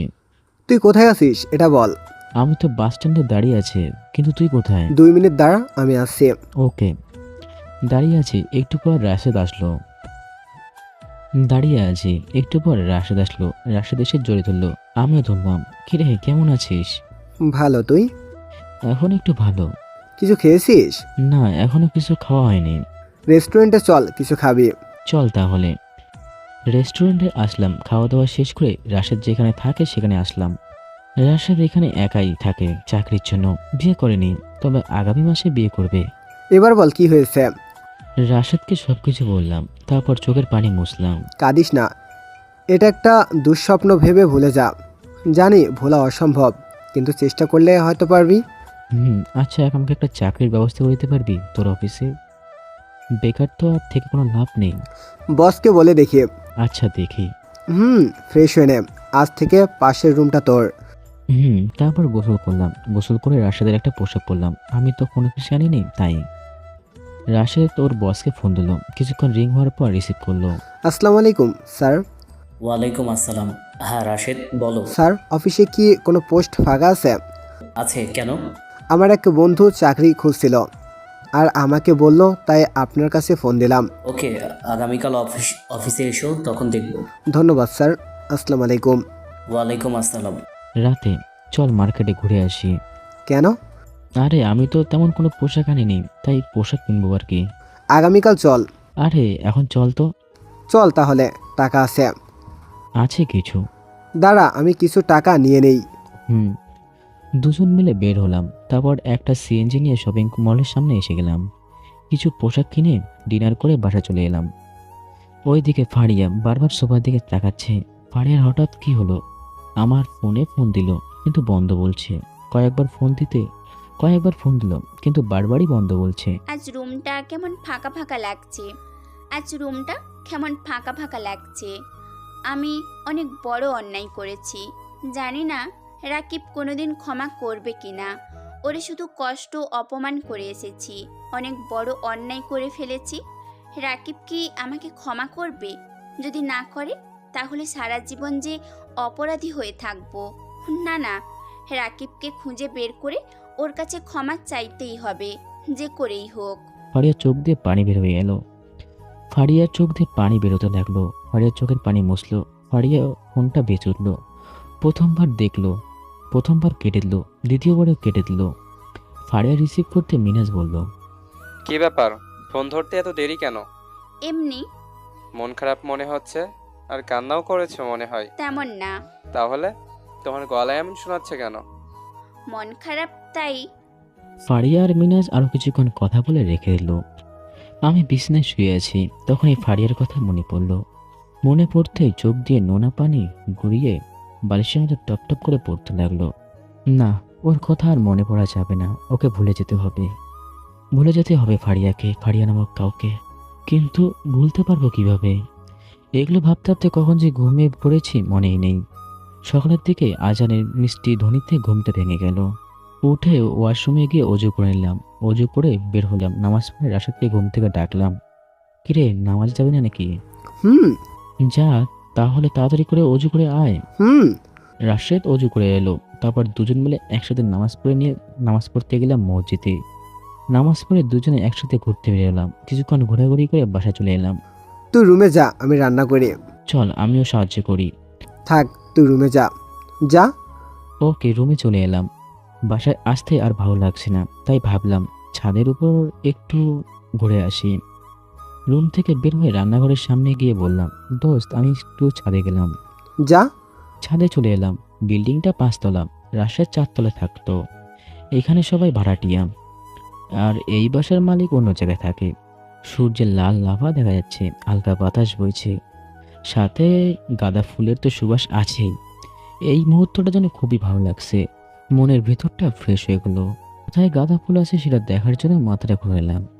দেখলাম ছাদের এক কোণায় কিছু ফুল আছে, সাথে গাঁদা ফুলের গাছটাও আছে। গাছগুলোর কাছে গিয়ে দেখলাম অনেক রকমের ফুলের গাছ আছে, গোলাপ, গাঁদা, দুপুবড়ো ইত্যাদি। এগুলো চিনি না। তখনই একটা মেয়েলি কণ্ঠে বলে উঠল, আরে কে আপনি? এইভাবে কি দেখছেন? পিছনে ঘুরে তাকলাম, দেখি একটা মেয়ে মনে হচ্ছে যেন কোনো পরী আমার সামনে দাঁড়িয়ে আছে। আপনি কে? আপনাকে তো চিনলাম না। আমি রাকিব, রাশেদের বন্ধু। ও, আমি মাসুরা। আপনার বাসা কোথায়? ঢাকা। ও, এখানে কি জবের জন্য এসেছেন? দেখলাম আরো 3টি মেয়ে এলো। তখনই ফোনটা বেজে উঠলো। ফোন বের করে দেখে রাশেদ। রিসিভ করলাম। বল। বাসায় আয়। আচ্ছা যাচ্ছি। বাসা চলে আসলাম। এদিকে ওই 3টা মেয়ে কাছে এসে বলল, কি রে মাসুরা, ছেলেটা কে? ওকে, রাশেদ ভাইয়ের বন্ধু। ছেলেটা একদম জোস। নজর দিবি না বলে দিলাম, না হলে চোখ উড়িয়ে দেব। বাপ্পা, প্রথম দেখাতেই ভালোবেসে ফেলেছিস নাকি? একদম ফিদা হয়ে গেছি। যদি ছেলেটার গার্লফ্রেন্ড থাকে তাহলে? তখন অন্য মেয়েটি আমাকে বলল, তাহলে আর কি, প্রেম করার আগেই ছ্যাঁকা খাবে। এইদিকে ফারিয়া ঘুম থেকে উঠে সোফার দিকে তাকাতেই মনটা খারাপ হয়ে গেল। ফারিয়ার মনে পড়লো আগের দিনের কথাগুলো। তখন ফারিয়া মন খারাপ করে বসে আছে। তখনই ফারিয়া রুমের দরজার সামনে কেউ একজন টোকা দিল। কে? আপা নাস্তা করবেন না? যা, আমি ফ্রেশ হয়ে আসছি। কাজের লোক চলে গেল। ফারিয়া আর একটু বসে থেকে উঠে ফ্রেশ হয়ে নিচে আসলো। আব্বু কোথায়? সাহেব খাওয়া দাওয়া শেষ করে রুমে চলে গেছে। কি? কেন? আপনি জানেন কি হয়েছে? তখনই ফারিয়ার গতকালের কথা মনে পড়ল। ওর চোখের কোণে পানি জমা হয়ে গেল। আপা বসেন, খেয়ে নেন। ফারিয়া হালকা কিছু খেয়ে উঠে গেল, গিয়ে কান্না করে দিল, আর নিজেকে বলতে লাগলো, আর নিজেকে ধিক্কার দিতে লাগলো। এগুলো আমার কর্মের ফল। আজ নিজের আব্বুও আমার সাথে কথা বলছে না, বা আমার সাথে খাবার পর্যন্তও খাচ্ছে না। আমি খাওয়া দাওয়া শেষ করলাম। তারপর রাশেদের অফিসে যাওয়ার জন্য রেডি হচ্ছি। কিরে, তোর হলো? হয়ে গেছে, চল। রাশেদ আমার দিকে তাকিয়ে হা করে আছে। কিরে, এমনভাবে হা করে তাকিয়ে আছিস যে? তুই কি চাকরির জন্য যাচ্ছিস না মেয়ে পটাতে? এমন বলছিস কেন? দোস্ত, তোকে দেখে সে লাগছে, একদম পুরো সিনেমার হিরোদের মতো। কি যে বলিস না। সত্যি তোকে এই পোশাকে সে লাগছে। হয়েছে, আর পাম দেওয়া লাগবে না, এখন চল। কোথায় পাম দিলাম? যা সত্যি তাই বললাম। আরে যাবি না এখানে থাকবি? তোর অফিসে যেতে কিন্তু দেরি হয়ে যাবে। চল। বাসা থেকে বের হয়ে রাস্তায় আসলাম। এই মামা, যাবেন? ওঠেন। তারপর রিস্কায় করে রাশেদের অফিসের কাছে চলে গেলাম। রাশেদ রিস্কাওয়ালাকে ভাড়া দিল। তারপর অফিসের ভিতরে চলে এলাম। অফিসটা 2 তলা। রাশেদের সাথে উপরে চলে এলাম। রাশেদ একটা কেবিনের সামনে এসে টোকা দিয়ে বলল, আসতে পারি স্যার? কাম। রাশেদ আর আমি ভিতরে চলে গেলাম। ভিতরে গিয়ে তো আমি অবাক, মায়েশা বসে আছে। মায়েশার দিকে তাকিয়ে তো আমি হা হয়ে অবাক হয়ে তাকিয়ে আছি। ছেলেটা কে? জি স্যার, ওর নাম রাকিব। রাশেদ বলার আগে মাইশা বলল। রাশেদ মাইশার দিকে অবাক হয়ে তাকালো। আমিও তাকালাম। কি রাশেদ সাহেব, এভাবে অবাক হয়ে তাকালেন যে? ম্যাম, ওর নাম জানলেন কেমন করে? আমি যখন ঢাকা থেকে আসছিলাম তখন ওনার সাথে পরিচয় হয়েছিলাম। ও জি স্যার। আব্বু, চাকরিটা দিয়ে দাও। তোমার কাগজপত্র দাও। বস রাশেদ আর মায়েশার কথা শুনলো। তারপর বলল, এই রে, আমার কাছে তো তেমন কিছুই নেই জাতির পরিচয় ছাড়া। আমি রাশেদের কানের কাছে মুখ নিয়ে বললাম, দোস্ত, আমার কাছে তো জাতির পরিচয় ছাড়া কোনো কিছুই নেই, সব তো আঙ্কেলের বাসায়, এখন কি করব? সেটাই তো। তাই আমি বললাম, স্যার আমাকে ক্ষমা করবেন, অকারণে আপনার সময় নষ্ট করার জন্য। আমার কাছে জাতির পরিচয়পত্র ছাড়া আর কোনো কিছুই নেই, সব ঢাকাতে আছে। সরি, যাই তাহলে। ওহ, পরে ঢাকা থেকে এনে দিব। সরি ম্যাম, আমার পক্ষে ঢাকা যাওয়া সম্ভব নয়, কেন? অনেক সমস্যা আছে। সরি স্যার, তাহলে যাই। ওকে, রাশেদ আর আমি চলে আসতে লাগলাম। দরজার কাছে আসতে বস বলল, দাঁড়াও, পিছনে ঘুরলাম। এখানে এসো। জি স্যার, বলেন। এখানে এসো। জি। আবার কাছে গেলাম। তোমাকে চাকরিটা দেওয়া হলো। ধন্যবাদ স্যার। তোমার উপর ভরসা করে আর আমার মেয়ের কথা শুনে চাকরিটা দিলাম। আমি মায়েশার দিকে তাকালাম। মায়েশা মুচকে হাসলো। ধন্যবাদ ম্যাম। আর ধন্যবাদ স্যার আমাকে এরকম বিশ্বাস করার জন্য। তুমি যেই তো ভালো, সেই তো তোমার বন্ধু ভালো হবে। কারণ ভালোর পাশে যে কেউ থাকলে সেও ভালো হবে, আর খারাপের পাশে খারাপ থাকলে খারাপ হবে, এটাই নিয়ম। ধন্যবাদ স্যার, ইনশাল্লাহ আপনার ভরসা কখনোই খুন করব না। আর ধন্যবাদ ম্যাম। ওকে, কখন থেকে জয়েন করবা? আজ থেকে স্যার। ওকে, আমি আর অফিসে আসবো না, এখন থেকে আমার মেয়ে দেখাশোনা করবে। কেন স্যার? বয়স হয়ে এলো, আর অনেক তো কাজ করলাম, তাই ভাবলাম এখন একটু বিশ্রাম নিব, চারদিকে একটু ঘুরে ফিরে দেখব। আর মাইশাকে তো দায়িত্ব নিতে হবে, তাই না? আমারও তো কোনো ছেলে নাই সে এগুলো দেখাশোনা করবে। তা যাই হোক, আমাকে যেভাবে সাহায্য করছো আশা করি আমার মেয়েকেও করবা। জি স্যার। রাশেদ, যাও তোমার পাশের কেবিনটা দেখিয়ে দাও। আর রাকিব, কোনো সমস্যা বা না বুঝতে পারলে রাশেদকে বলবা, ও সব কিছু দেখিয়ে দিবে। জি স্যার। জি স্যার, আমাকে আর কি দেখিয়ে দেবেন, আমি বরং রাশেদকে দেখিয়ে দিতে পারবো। বসের কেবিন থেকে বের হয়ে এলাম। বস তো আর জানে না যে আমার কাছে একটার সময় একটা কোম্পানি চলতো। তারপর কেবিনে চলে এলাম। আজ প্রথম দিন, তাই তেমন কোনো কিছু কাজ নেই। তারপর কেবিনে চলে এলাম। আজকে প্রথম দিন, তাই তেমন কোনো কাজ নেই। বিকালে আমি আর রাশেদ বাসায় চলে আসলাম। কিরে, প্রথম দিন কেমন লাগলো? তাহলে তোর সাথে বাসে আসা মেয়েটাই ফারিয়া ম্যাম ছিল? আমি কি জানতাম তোর অফিসের বস ওই মেয়ে ফারিয়া ছিল? তাও ঠিক। আচ্ছা যাই হোক, চল এখন ছাদে থেকে ঘুরে আসি। চল।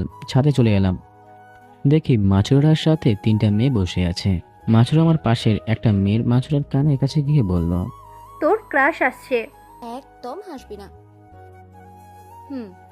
আমি আর রাশেদ ছাদের এক কোণে এসে দাঁড়ালাম আর চারদিকটা দেখতে লাগলাম। পিছন থেকে কেউ একজন বলল, হাই। আমি আর রাশেদ পিছনে ঘুরলাম। দেখলাম মাছুরা। হ্যালো, কেমন আছেন? ভালো, আপনি? ভালো। আপনি কেমন আছেন? আলহামদুলিল্লাহ ভালো, আপনি? আলহামদুলিল্লাহ ভালো। তাতে বাসায় কে কে আছে? কি হলো? চুপ। ওর আপন বলতে তেমন এই পৃথিবীতে কেউ নেই। সরি। পিছনে ঘুরে আবারও বাইরের দিকে দেখতে লাগলাম। সরি বললাম তো। It's okay. তাহলে ওইদিকে ঘুরলেন কেন? এমনি ভালো লাগছে না। হো। মাছরা একটু মন খারাপ করলো। ওর কথা কিছু মনে করিয়েন না, একটু পার্সোনাল সমস্যায় আছে, তাই এমনভাবে কথা বলছে, না হলে সবার সাথে ফ্রি। সকালে তো ভালোভাবেই কথা বললো। সকালে আপনাদের পরিচয় হয়েছে? হালকা। ও। মাছরা চলে গেল ওই বাকি মেয়েদের কাছে। তখন একটা মেয়ে বলল, কিরে, তোর ক্রাশ যে তোর সাথে কথা বললো না? ক্রাশের কোন কারণে মুড অফ? ও। আর কিছুক্ষণ থেকে নিচে এসে নামাজ পড়তে গেলাম। নামাজ পড়া শেষে, কিরে এখন কি করবি? চল কিছুক্ষণ ঘুরে বেড়াই। ওকে। ঘোরাঘুরি করে এসে নামাজ পড়ে বাসায় চলে আসলাম। তুই রুমে যা, আমি রান্না করি। চল, আমিও চাই। বিয়ারে না, তুই রুমে যা। আরে চল তো। আচ্ছা চল তাহলে। দুজন মিলে একসাথে রান্না করলাম। তারপর খাওয়া দাওয়া শেষ করে একটু গল্প করে আবার যে যার মতো রুমে চলে গেলাম। রুমে শুয়ে আছি, কিছু ভালো লাগছে না। আগের কথাগুলো মনে পড়তে লাগলো। নিজের অজান্তে কখন যে নোনা চোখের জল দিয়ে পানিতে চোখ ভিজে গেছে বুঝতেই পারিনি। এইদিকে ফারিয়া বারবার সোফার দিকে তাকাচ্ছে আর চোখ দিয়ে পানি ঝরছে আর এক গভীর চিন্তায় ডুবে আছে। হঠাৎ ফারিয়ার ফোনটা বেজে উঠলো, কিন্তু ফারিয়ার সেদিকে কোনো ভ্রুক্ষেপই নেই। ফোনটা বেরিয়ে যাচ্ছে তো বেরিয়ে যাচ্ছে। কিছুক্ষণ পর বুঝতে পারলো যে তার ফোন বাজছে, তাই রিসিভ করলো। ও পাশ থেকে মিনাস বলল, এতক্ষণ লাগে ফোন ধরতে? কি বলবা বলো? কি ব্যাপার, তুমি এভাবে কথা বলছো কেন? তো কিভাবে বলবো? কি ব্যাপার, তুমি এভাবে কথা বলো কেন? বুঝতে পারছি, তুমি তো এখন রাকিবের সাথে। কি বলতে চাচ্ছো? তুমি ভালো করে বুঝতে পারছো আমি কি বলতে যাচ্ছি? কি আজে বাজে কথা বলছো? আমি ঠিক বলছি, তোমার তো মনে হয় বাসর হয়ে গেছে। ছি, তুমি এমনটা ভাবতে পারলে? সব মেয়েরা ভুলে যায় স্বামী পেয়ে। মিনহাজ। মিনাজের ফোনটা কেটে দিল। Hello hello. ফারিয়া আবারও ফোন দিল, কিন্তু মিনাজ ফোন রিসিভ করলো না। কয়েকবার দিল, কিন্তু রিসিভার করলো না। আমার সাথে এমন কেন হচ্ছে? বালিশে মুখ বুজে কান্না করতে করতে ঘুমিয়ে পড়ল। আমি এপাশ ওপাশ করছি, যেন আজ ঘুমিয়ে আসছে না। প্রায় প্রায় ঘন্টাখানেক পর ঘুম আসলো। পরের দিন সকালে ফারিয়া হালকা কিছু খেয়ে গাড়ি নিয়ে বের হলো মিনাজের অফিসের উদ্দেশ্যে। যাই মিনহাজের অফিসে গিয়ে ওর রাগটা ভাগিয়ে আসি। কিছুক্ষণ পর মিনাজের অফিসের কাছে এসে গেল। ফারিয়া যখন মিনাজের কেবিনে ঢুকতে যাবে তখনই দারোয়ান বাধা দিল। কোথায় যাবেন? মিনহাজের কেবিনে। স্যার, এখন একটা মিটিংয়ে ব্যস্ত আছেন। কিন্তু ফারিয়া বারণ ছিল না। মিনাজের কেবিনে ঢুকে গেল। ভিতরে ঢুকে ফারিয়ার তো মাথায় বাজ পড়ল। মিনাজে একটা মেয়েকে জড়িয়ে ধরে বসে আছে আর লিপ কিস করছে। মিনাজ ফারিয়াকে দেখে মেয়েটাকে ছেড়ে দিয়ে বলল, চিৎকার দিয়ে লাভ নেই বাই। ফারিয়া তুমি এখানে? ফারিয়া কোনো কথা না বলে মিনার গালে ঠাস ঠাস করে দুটো থাপ্পড় মারল। তুমি এত খারাপ, আমার ভালোবাসার এই প্রতিদান দিলে। আমার সাথে প্রেম করো আর অফিসে অন্য মেয়েদের সঙ্গে নষ্টামি করো। আমাকে মারার তোকে অধিকার দিয়েছে? আমি তোকে কখনো ভালোবাসিনি, তোকে তো শুধু ভোগ করে ছেড়ে দিতাম ব্যাস। আমাকে খারাপ বলিস? আর তুই নিজে কি রাকিবের সাথে কি কি করেছিস মনে নেই? আর আমাকে খারাপ বলছিস? যা দৌড় হা। ধাক্কা দিয়ে ফারিয়া টাল সামলাতে না পেরে নিচে পড়ে গেল। ফারিয়া উঠে মিনাজের কাছে গিয়ে ঠাস ঠাস করে দুটো থাপ্পড় দিল আর কাঁদতে কাঁদতে চলে গেল। গিয়ে গাড়িতে উঠে কান্না করতে করতে গাড়ি চালাতে লাগলো। এমনভাবে গাড়ি চালাচ্ছে যে কখনো রাস্তায় এসেছে কখনো খেয়ালই করিনি। হঠাৎ একটা ট্রাক এসে ফারিয়াকে ধাক্কা দিয়ে চলে গেল। ফারিয়ার গাড়ি কিছুটা দূরে ছিটকে পড়ে যায়। ফারিয়া বাজেভাবে অনেক জায়গায় কেটে যায় আর মাথাটাও ফেটে যায়। ফারিয়ার চোখ ঝাপসা হতে লাগলো আর ফারিয়ার চোখের সামনে আঙ্কেল আর রাকিবের ছবিটা বেশি উঠতে লাগলো। ফারিয়া বলল, আব্বু, রাকিব, তোমরা আমাকে ক্ষমা করে দিও। আমি মনে হয় আর বাঁচবো না। তারপর জ্ঞান ফিরল। চারদিকের মানুষ জমজমা হয়ে গেছে। ফারিয়াকে কয়েকজন টেনে বের করলো আর তাড়াতাড়ি করে হাসপাতালে নিয়ে গেল। ডাক্তার ফারিয়ার অবস্থা দেখে আইসিইউতে নিয়ে গেল। একজন আঙ্কেলের কাছে ফোন দিল। ফারিয়ার বাবা মানে আঙ্কেলকে সে চেনে। আঙ্কেল রিসিভ করলো। তাড়াতাড়ি এই হাসপাতালে আসেন, আপনার মেয়ে অ্যাক্সিডেন্ট করেছে। আঙ্কেল লোকটার কথা শুনে আঙ্কেলের চারপাশে ঘুরতে লাগলো। হাত থেকে ফোনটা পড়ে গেল। আঙ্কেল আর দেরি না করে গাড়ি নিয়ে হাসপাতালে চলে এলো। তারপর আইসিইউর সামনে চলে এলো। কিছুক্ষণ পর ডাক্তার বের হলো। তারপরে আঙ্কেল বলল, দোস্ত ফারিয়ার অবস্থা কেমন? অবস্থা অনেক খারাপ, আমরা যথাসাধ্য চেষ্টা করছি, বাকিটা আল্লাহর হাতে। আঙ্কেল কেটে দিলেন আর সেখানে বসে পড়লেন। ডাক্তার আঙ্কেলকে ধরে বলে উঠলেন, দেখ, ভেঙে পড়িস না, আল্লাহর ওপর ভরসা রাখ আর আল্লাহর কাছে দোয়া চা, যেন ফারিয়া ঠিক হয়ে যাবে। ডাক্তার আঙ্কেলকে ধরে এক পাশে একটা সিটে বসালো। যেন ফারিয়া ঠিক হয়ে যায়। এখানে বস আর আমাকে আমার কাজ করতে দে। কাঁদিস না, না হলে তুইও অসুস্থ হয়ে পড়বি। ডাক্তার আঙ্কেল চলে গেলেন। এদিকে কেবিনে বসে আছি। তখন একটা ছেলে বলল, গতকাল জয়েন করেছি। আমি রাকিব। আমি রাকিব। এইভাবে সাকিবের সাথে কিছুক্ষণ ধরে কথা বললাম। তারপর কাজে মনোযোগ দিলাম। দুদিন পর ফারিয়ার জ্ঞান ফিরেছে। ডাক্তার আঙ্কেল ফারিয়াকে ঘুমের ইনজেকশন দিল। হে আল্লাহ, তুমি আমার মেয়েকে বাঁচিয়ে দাও। যদি ফারিয়ার কিছু হয় তাহলে আমি তোর জ্ঞান ফিরেছে মা, আল্লাহ আমার দোয়া কবুল করেছে। এভাবে কাঁদিস না আর কথা বলিস না, এতে ফারিয়ার সমস্যা হবে। আব্বু, আমাকে ক্ষমা করে দাও প্লিজ। অনেক ভুল করে ফেলেছি। সত্যিকারের কোনটা ভালোবাসা আমি বুঝতেই পারি নাই। কাঁদিস না মা, কাঁদিস না, সব ঠিক হয়ে যাবে। আব্বু, রাকিব কি আমাকে ক্ষমা করবে? এভাবে কাঁদিস না আর কথা বলিস না, এতে ফারিয়ার সমস্যা হবে। এখন কথা বলিস না, ফারিয়ার ব্রেনের চাপ পড়বে, এতে বড় কোনো সমস্যা হতে পারে। তারপর ফারিয়া ঘুমিয়ে পড়ল। আমি ছাদে দাঁড়িয়ে আছি। হাই, কেমন আছেন? আলহামদুলিল্লাহ ভালো। আপনি? ভালো। একটা কথা বলি? বলতে পারেন। হুম। আমাকে আপনার কেমন লাগে? আপনি দেখতে সুন্দর, অনেক ছেলের ক্রাশ। মনে হয় প্রতিদিন আপনার পিছনে অনেক ছেলে ঘোরে। ওসব বাদ দেন, আগে এটা বলেন, আপনাকে কেমন লাগে? ভালোই, কিন্তু কেন? তাই? কিচ্ছু না। একটা কথা বলে রাখেন, কি? মাথায় অন্য কোনো চিন্তা ভাবনা থাকলে ঝেড়ে ফেলে দিন। কেন? আমি বিবাহিত। কি? লক্ষ্য করলাম ওনার চোখের কোণে পানি। আপনার আবার কি হলো? আপনার চোখে পানি যে? কিছু বললো না, চোখের পানি মুছে চলে যেতে লাগলো। বুঝলাম আমাকে ভালোবাসে, আর আমি বুঝি ভালোবাসার মানুষটাকে না পাওয়ার কেমন ব্যথা। কিন্তু আমার এখানে কিছু করার নেই। আগের কথাগুলো মনে পড়লে নিজের অজান্তে কখন যে চোখ দিয়ে পানি বের হয়ে যায় বুঝতেই পারলাম না। চোখের পানিটা মুছলাম, তারপরে একটু দাঁড়িয়ে থেকে আমি আবারও নিচে চলে আসলাম। পরের দিন সকালে খাওয়া দাওয়া শেষ করে অফিসের উদ্দেশ্যে বের হলাম। চল যাওয়া যাক। চল। দুজন মিলে একসাথে অফিসে চলে এলাম। কেবিনে বসে আছি, তখনই পিয়ন এসে বলল। পিয়ন চলে গেল, আমি উঠে ম্যামের কেবিনের সামনে গেলাম। ওকে, আপনি যান, আমি যাচ্ছি। ম্যাম, আসতে পারি? হুম। ভিতরে গেলাম। আসসালামু আলাইকুম। ওয়ালাইকুম আসসালাম। কি জন্য ডাকছেন? তোমাকে দেখার জন্য। মানে ঠিক বুঝলাম না। কিছু না, কেমন আছো?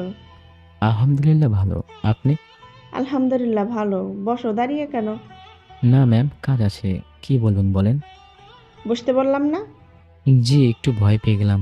এই নাও, এই ফাইলটা দেখো। জি। কোথাও যাচ্ছ? জি ম্যাম, কেবিনে। কেবিনে? কেবিনে না, এখানে বসে বসে দেখো।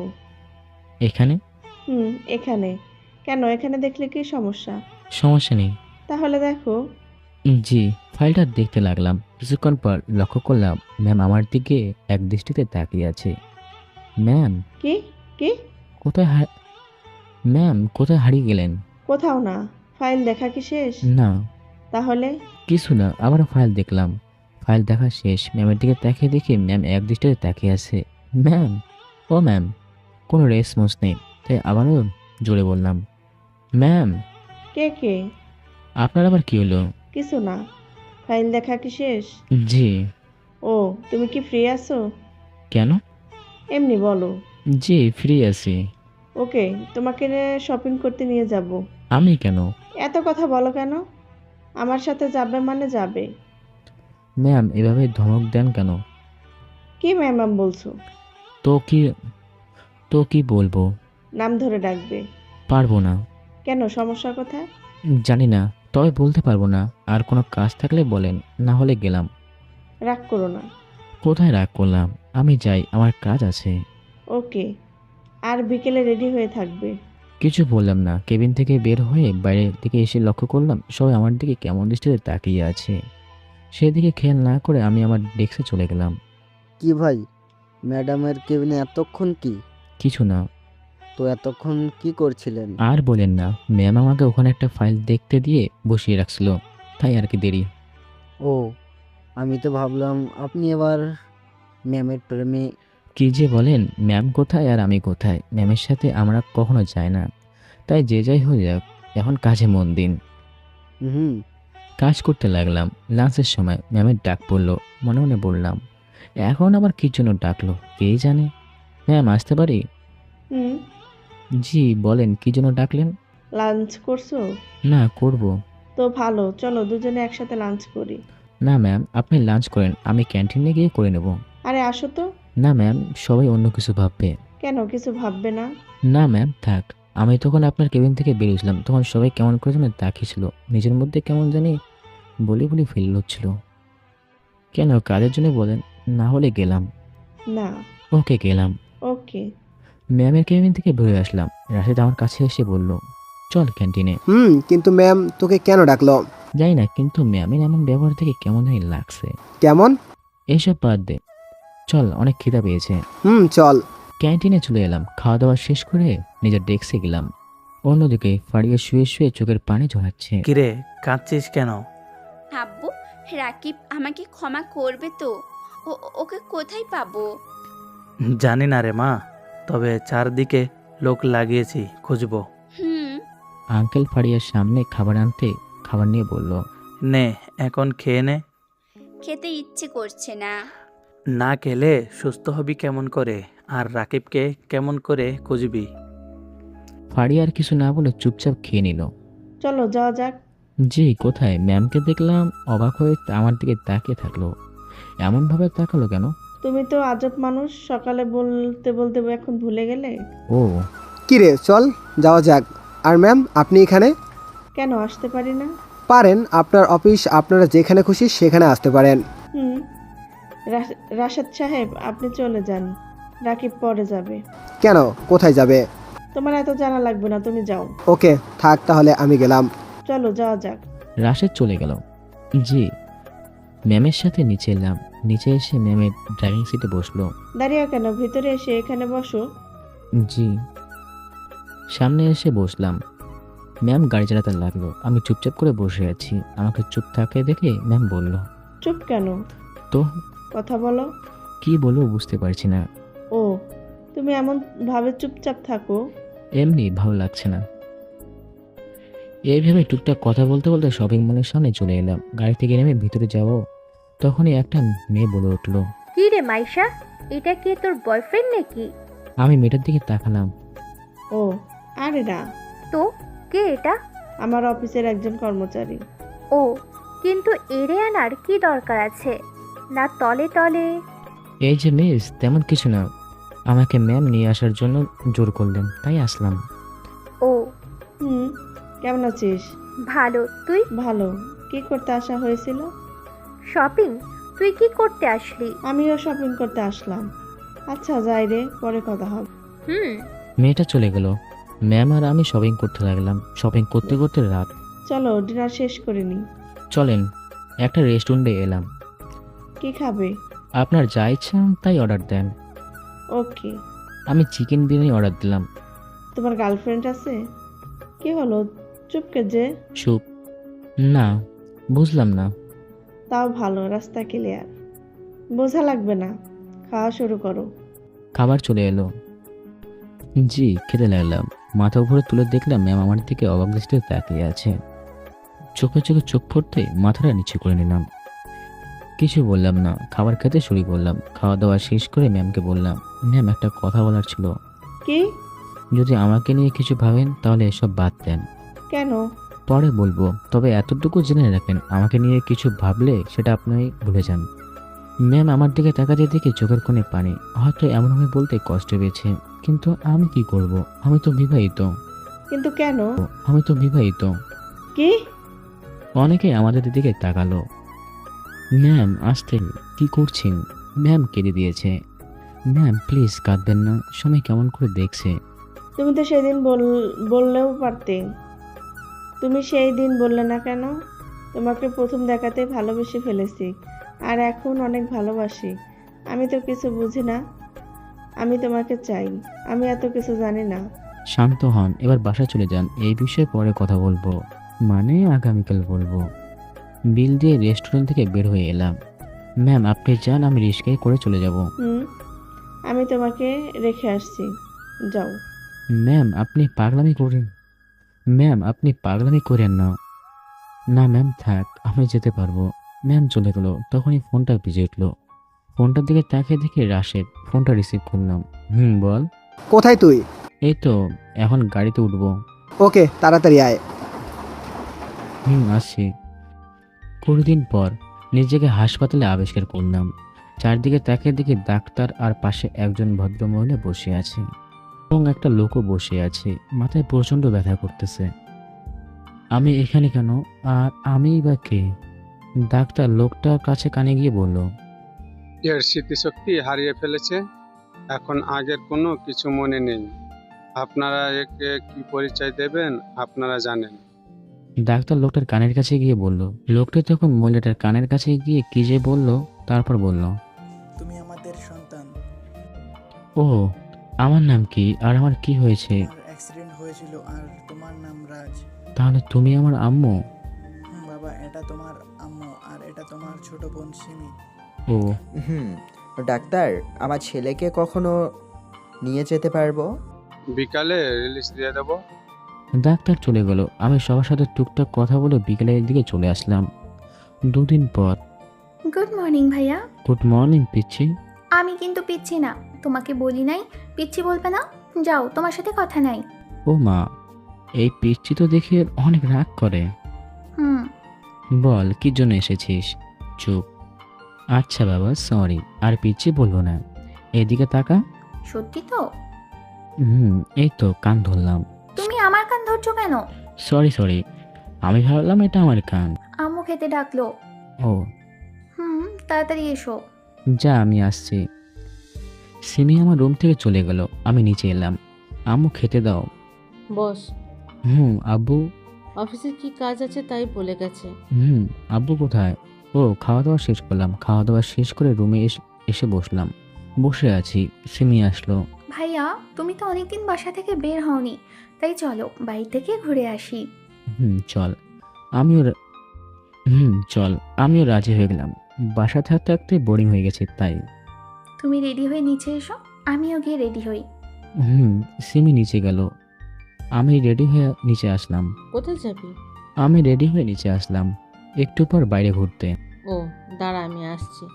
একটু বাইরে ঘুরতে আম্মু রুমে চলে গেল, তারপর আবার ফিরে এসে বলল, এনে টাকাগুলো, তোর প্রয়োজনীয় কি কি লাগবে কিনে নিবি। তারপর সিমি বলল, ভাইয়া চলো যাওয়া যাক। চল, বাইরে চলে এলাম। আব্বুর বাইক নিয়ে চলো। না থাক, রিক্সা নিয়ে চল। ওকে, তোমার যা ইচ্ছে। না থাক, রিক্সা নিয়ে চল। একটা রিক্সা ডাকলাম, রিক্সায় উঠে বাজারে চলে আসলাম।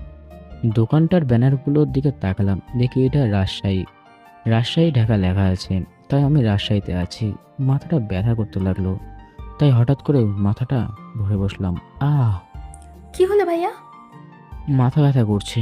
তাহলে বাসা চলো, মামা রিক্সা করান। না থাক, ঠিক হয়ে যাবে। তোমার তো মাথা ব্যথা করছে, বাসায় চলো তো। আচ্ছা চল তাহলে। বাসায় চলে এলাম। আমাদের দেখে আম্মু বলল, কিরে এইমাত্র গেলি আর চলে আসলি যে?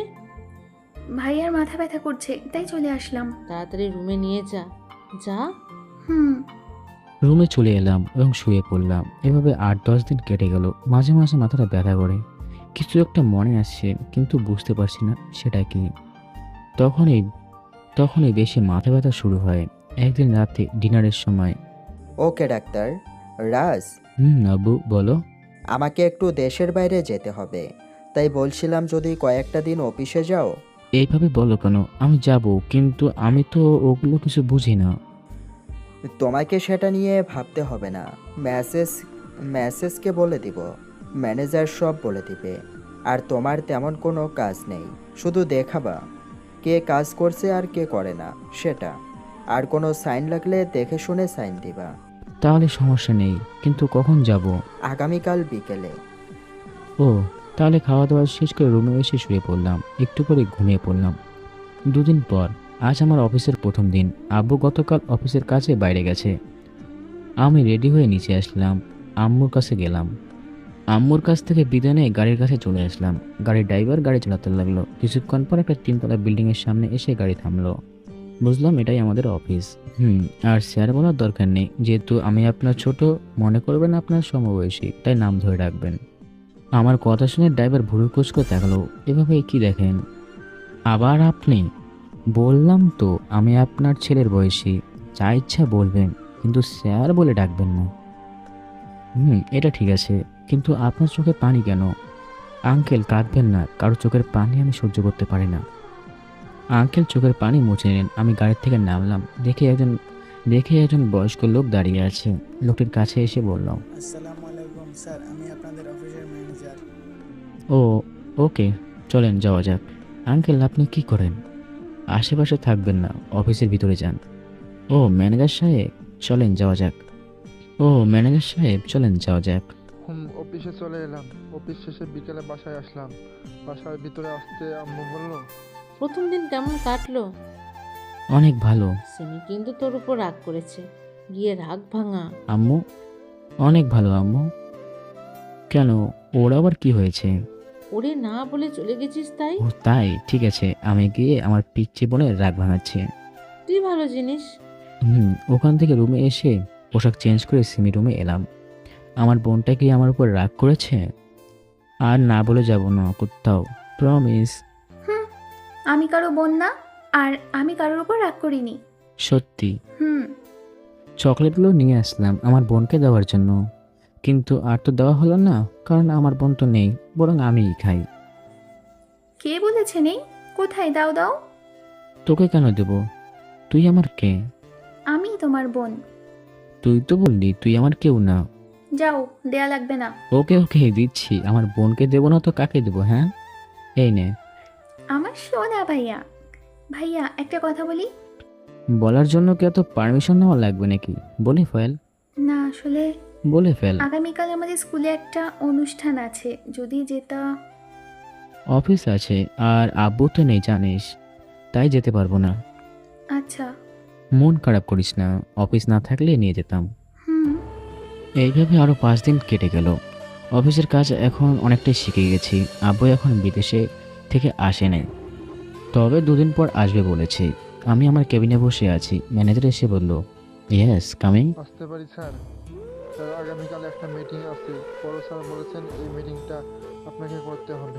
কিন্তু আমি পারবো না, এর আগে তো কখনো করি নাই। স্যার, আমি তো আছি, আমি সাহায্য করব। ওকে, কয়টার সময় মিটিং আছে? ওকে। 11টার সময়। তোমরা আসতে পারি? রাতে খাবার দাওয়া শেষ করে রুমে এসে আব্বুর সাথে কথা বললাম, তারপর ঘুমিয়ে পড়লাম। পরের দিন সকালে নিজের মধ্যে জানি কেমন একটা অস্থিরতা কাজ করছে, কিন্তু কি পারবো কি না এটা নিয়ে। এগুলোই ভাবতে ভাবতে অফিস রুমে চলে আসলাম। অফিসে বসে আছি, ফাইলগুলো দেখছি। এভাবে দেখতে দেখতে মিটিংয়ের সময় হয়ে গেল। চলেন যাওয়া যাক। সময় হয়ে গেছে, আপনার জন্য সবাই অপেক্ষা করছে। ম্যানেজারের সাথে মিটিং রুমে চলে আসলাম। আসসালামু আলাইকুম। সকলে আমার উত্তর দিল। সবার দিকে তাকিয়ে এক নজর দেখলাম 5জন ছেলে আমার থেকে বড়, আর 3 জন বয়স্ক, আর তাদের মধ্যে 3টা মেয়েও আছে। লক্ষ্য করলাম একটা বয়স্ক লোক আর একটা মেয়ে, তাদের চোখের পানি আর কেমন করে যেন আমার দিকে তাকিয়ে আছে। মেয়েটা কেমন যেন শুকিয়ে গেছে, মনে হয় নিজের শারীরিক যত্ন নেয় না। তা যাই হোক, আমি আমার কাজ করি। আপনার সাথে এনার পরিচয় করিয়ে দিই। ইনি হলেন আমাদের কোম্পানির ভবিষ্যতের এমডি, নাম রাজ চৌধুরী। তখন একটা লোক বলে উঠল, একটা কথা বলি। জি বলেন। আমি তো জানি আজমল চৌধুরী কোনো ছেলে সন্তান নেই, একটা মেয়ে আছে। ম্যানেজার ওনাকে পুরো কথা শেষ না করতে দিয়ে বললেন, রাজ দেশের বাইরে থাকতো, তাই হয়তো চিনি না। হতে পারে। সবার সাথে পরিচয় করে মিটিং শুরু করলাম। আমি আসার পর থেকে লক্ষ্য করলাম ওই লোকটা আর ওই মেয়েটা আমার দিকে তাকিয়ে আছে। মিটিং শেষ করে আমি আমার ডেস্কে চলে আসলাম। মিটিংয়ে ছিলাম তখন কেমন যেন লাগছিল, যা আপনাদের বলে বোঝাতে পারবো না। মনে হচ্ছিল মাথার অনেক বোঝা ছিল, তাই নামিয়ে এলাম। অনেক ক্লান্ত লাগছে, তাই ম্যানেজারকে বলে বাসায় চলে আসলাম। আজ এত তাড়াতাড়ি যে? অনেক ক্লান্ত লাগছে, তাই চলে আসলাম। ভালো করেছিস, খেয়ে নে তারপর রুমে যা।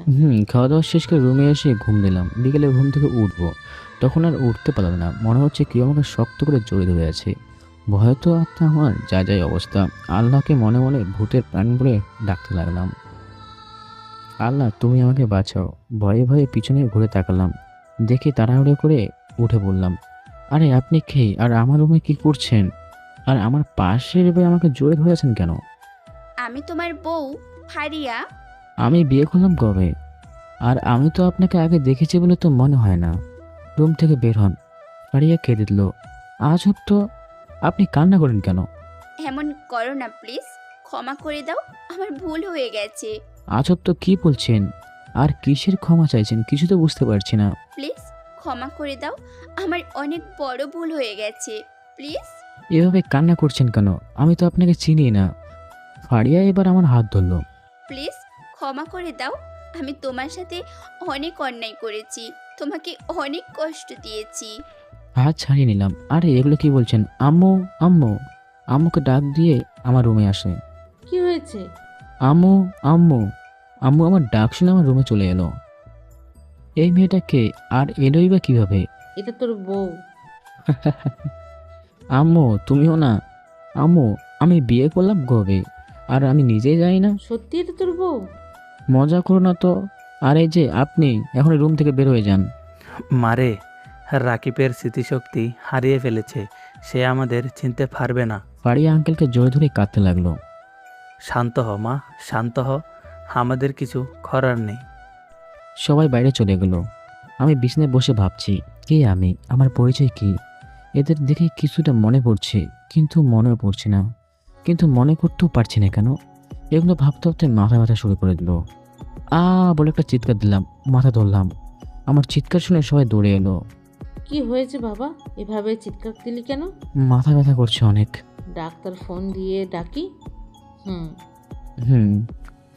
রাতে রুমে আসতে তখন আম্মু এলো। আম্মু কিছু বলবে? বলো। বল, আমার কথাটা রাখবি? কি এমন কথা বলো তো? বল রাখবি। কি এমন কথা? আরে বলো তো। আচ্ছা রাখবো, বলো। তুই ফারিয়াকে বিয়ে কর। ফারিয়া? এটা আবার কে? যে মেয়েটা আমাদের বাসায় আছে। ওরে আমি বিয়ে করতে পারবো না। কি আবল তাবল বলছো? হ্যাঁ, তুই কিন্তু আমাকে কথা দিয়েছিস। আচ্ছা করবো। এই তো আমার লক্ষ্মী ছেলে, তোর বাবা আসুক তারপর হয়েছে। আম্মু চলে গেল। আমি চুপচাপ রুমের মধ্যে বসে আছি। 3 দিন পর আজ আমাদের বিয়েটা হয়ে গেল, ধুমধাম করে হলো। আমি বাসর ঘরের সামনে দাঁড়িয়ে আছি। ভাইয়া এখানে দাঁড়িয়ে কেন? ভিতরে যাও। বুকের ভিতরে ফু দিয়ে তারপর ঠাস ঠাস। আপনারা কি বলেন তো, সবসময় উল্টো ভাবনা সব কিছু না। কেউ কি সবসময় কাউকে মারে? দরজা বন্ধ করলাম। ভিতরে যেতে মানে ফাড়িয়ে আমার পা ধরে সালাম করতে এলো। তখনই বললাম, আরে আরে কি করছেন কি? মানুষের সামনে কখনো মাথা নিচু করতে নেই, শুধু আল্লাহ ছাড়া। চলে আসেন, নামাজ পড়বো। তারপর 2 রাকাত নামাজ পড়ে আদায় করে আল্লাহর কাছে আমাদের আগামী দিনের জন্য প্রার্থনা করি। তারপরে অজু করে এসে নামাজ পড়ে প্রার্থনা করলাম। তারপরে বিছানায় উঠে বসলাম। আমাকে আপনার পছন্দ হয়েছে, কিন্তু আপনি অমন কেন করছিলেন? তোমাকে আমার অনেক পছন্দ হয়েছে, তাই অমন করছিলা। ও। হুম। আর কথা না বলে ঘুমিয়ে পড়েন। আমার কথা শুনে ফাড়িয়ে ভুরু কুচকে তাকালো। এভাবে দেখেন কেন? ঘুমিয়ে যাব মানে? তো আবার কি করব? জানো না কি করতে হয়? না না, দাঁড়াও, আমি দেখাচ্ছি কি করতে হয়। পাঠক পাঠিকারা লাইট বন্ধ, আপনারা আসতে পারে। এখন একটা ইতিহাস রচনা হবে, বড় রকমের যুদ্ধ শুরু হতে পারে, রক্তবারও হতে পারে। আপনাদের এই যুদ্ধ দেখতে হবে না, আর দেখে কোনো লাভ নাই। লাভ করতে চাইলে বিয়ে করে নিতে হবে। 1.5 বছর পর একদিন সকালে ঘুম থেকে উঠে চমকে উঠলাম। দেখি আমার পাশে একটা বাচ্চা, মানে ছোট একটা বাচ্চা। আমার রুমে বাচ্চা এলো কেমনে? রাশেদ, এই রাশেদ, আমার রুমে বাচ্চা এলো কেমনে রে? আমার ডাক শুনে কেউ একজন এলো। আমি তো তাকিয়ে অবাক। দেখি ফারিয়া। ম্যাম আপনি এখানে? আর বাচ্চাটা কার? কেন আমাদের? আমাদের মানে? তোমার আর আমার। কিছু তো বুঝতে পারলাম না। আর আপনি এইখানে কেন? রাশেদ কোথায়? রাশিদ তো ওর বাসায় আছে, আর আমি আমার স্বামীর বাসায় আছি। কে আপনার স্বামী? মিনাজ কি হয়েছে? মিনাজের কাছে যান। ও আপনার তো আছে, ও তো মনে পড়ছে। আমি যখন রাস্তায় পড়ছিলাম তখন একটা গাড়ি এসে ধাক্কা মারছিল, তারপরও আর কিছু মনে নেই। আর আপনি এখানে কেমনে আসছেন বাসা থেকে? আর মিনাজের বাচ্চাকে আমার বাচ্চা বলছেন? নষ্ট মেয়ে কোথাকার।